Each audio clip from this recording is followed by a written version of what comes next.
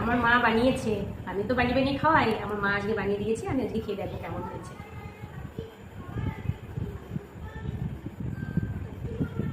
আমার মাকে খাই দিলে আসো।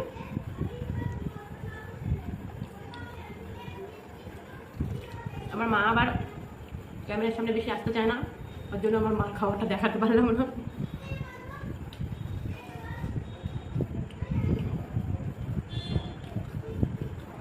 Heavy tasty. আর আমরা রেখেছি বাড়িতে, বাড়িতে আসলে পরে প্রচুর আনন্দ হয়, খাওয়া দাওয়া হয়, শুধু খাই, ঘুরে বেড়াই, কাজকর্ম করি, সব কিছুই। বন্ধু করিস না, তাড়াতাড়ি দুজনকে দেখা যাচ্ছে। এই ক্যামেরা ফোকাস করছিস? নে ক্যামেরা ফোকাস কর। দেখো এখন খাচ্ছি হচ্ছে দই ফুচকা। এটা বানিয়েছে হচ্ছে আমার সোনামা, ফুচকা বাজার থেকে কেনা, কিন্তু দই দিয়ে ওই ঝুরি ভাজা শসা পেঁয়াজ দিয়ে সাজিয়েছে আমার ঐশী মা।